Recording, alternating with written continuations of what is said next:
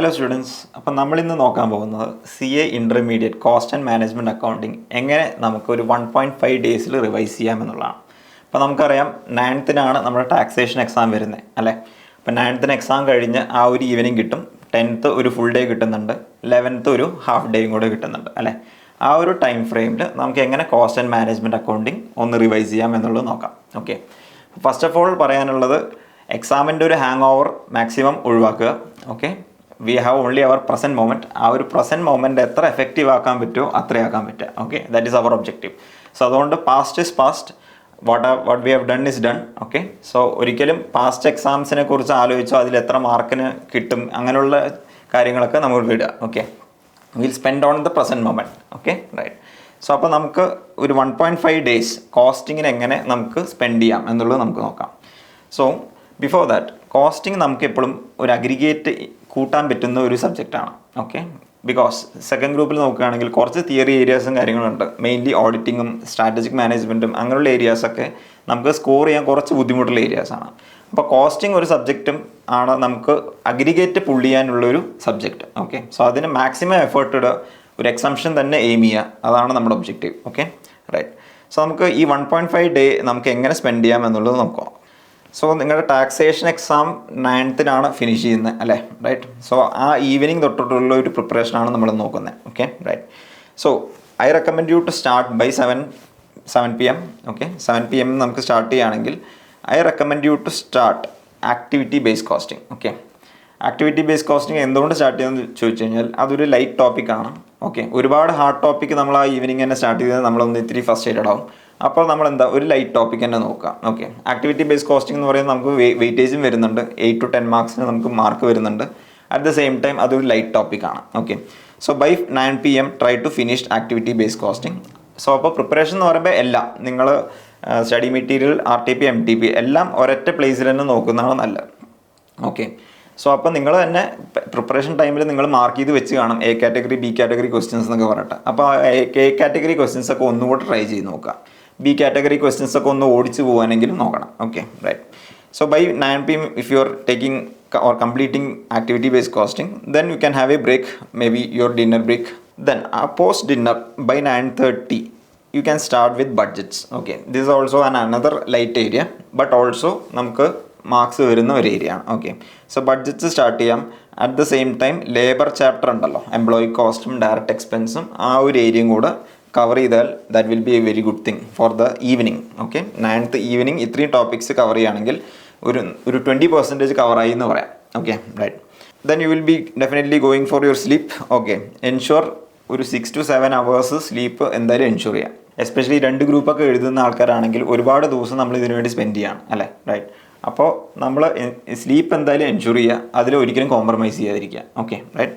So അപ്പോൾ ഒരു 6 to 7 hours sleep ആണെന്നുണ്ടെങ്കിൽ നെക്സ്റ്റ് 10th ഓൾമോസ്റ്റ് ഒരു 7 AM ആകുമ്പോഴേക്കും നമുക്ക് റീസ്റ്റാർട്ട് ചെയ്യാം. Okay, right.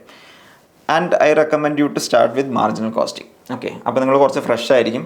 ഓക്കെ, അപ്പോൾ കുറച്ചുകൂടെ ഒരു വലിയ ടോപ്പിക്ക് നമ്മൾ നോക്കുന്നതാണ് നല്ലത്. Okay, right. So revise standard marginal costing ദർ. Then you can have a break again for your breakfast or anything.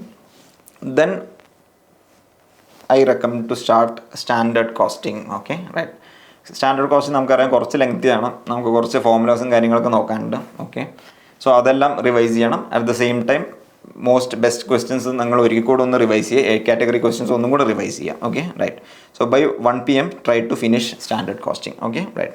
Then you can have your lunch break etcetera. Okay, have a 1 hour break. Okay, then 2 to 5 PM we can start with overheads as well as cost sheet. Okay, അപ്പോൾ ഓവർ ഹെഡ്സിൽ കുറച്ച് lengthy area ആണ്.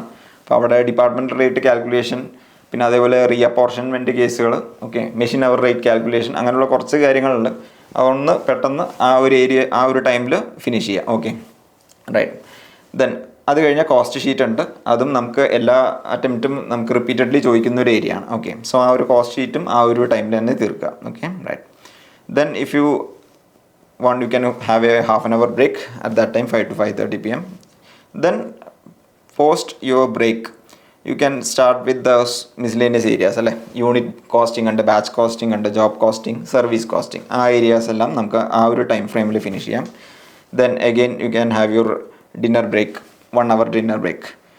Then again ഒരു 9 to 12 നമുക്ക് എന്ത് ചെയ്യാം, process costing joint and by. Process കുറച്ച് ടൈം എടുക്കുന്നതാണ്, അപ്പോൾ അതിന് കുറച്ച് ടൈം സ്പെൻഡ് ചെയ്യുക. അതിൻ്റെ ഒപ്പം തന്നെ ജോയിൻറ്റ് ആൻഡ് ബൈ പ്രൊഡക്ട്സും കംപ്ലീറ്റ് ചെയ്ത് കഴിഞ്ഞാൽ ഒരു ഓൾമോസ്റ്റ് നിങ്ങളുടെ ഒരു 80% ഓഫ് ദി സിലബസ് 10th ഈവനിങ്ങിന് തന്നെ കഴിഞ്ഞു. Are you understanding? Okay. Then പിന്നെ നമുക്കുള്ളത് 11th മോർണിംഗ് ആണ്. മോർണിംഗ് ഒരു ലൈറ്റർ ടോപ്പിക്സ് എടുത്താൽ മതി. ഒരുപാട് ഹാർഷ് ടോപ്പിക്സോ അല്ലെങ്കിൽ ഡിഫിക്കൽട്ട് ടോപ്പിക്സോ ഒന്നും 11th വെക്കേണ്ട. ഓക്കെ, മോർണിംഗ് ആണ്.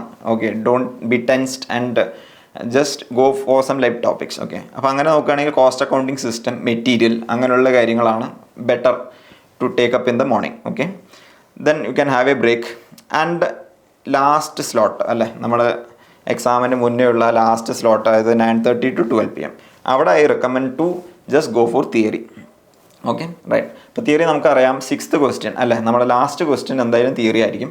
അപ്പോൾ അതിന് വേണ്ടിയിട്ടുള്ള പ്രിപ്പറേഷൻ ലാസ്റ്റ് സ്ലോട്ടിന് വേണ്ടി മാറ്റിവെക്കാം. ഓക്കെ, ആൻഡ് തിയറി ഇപ്പോൾ എല്ലാവരും തിയറി അറ്റൻഡ് ചെയ്യണമെന്നില്ല. ഓക്കെ, ഇപ്പോൾ ജനറലി എക്സാമിനേഴ്സ് കമൻസ് ഒക്കെ എടുത്ത് നോക്കുമ്പോൾ തിയറിയിൽ നമ്മുടെ സ്റ്റുഡൻസിൻ്റെ പെർഫോമൻസ് വളരെ പൂറാണെന്നാണ് പറയുന്നത്. Are understanding? So why? Because നമ്മൾ ഒരിക്കലും ഇൻസ്റ്റിറ്റ്യൂട്ടിൻ്റെ എക്സാക്ട് ലൈൻസ് ഒന്നും അല്ല എഴുതുന്നത്. നമ്മൾ ആക്ച്വലി 6th ക്വസ്റ്റ്യൻ ആണ്, ലാസ്റ്റ് ക്വസ്റ്റ്യൻ ആണ്. അപ്പോൾ നമ്മളെന്താ ഒരു ജനറിക് ആയിട്ടാണ് എഴുതി പോകുന്നത്. അപ്പോൾ അങ്ങനെ എഴുതി കഴിഞ്ഞാൽ എന്തായാലും മാർക്ക് ലൂസ് ആവും.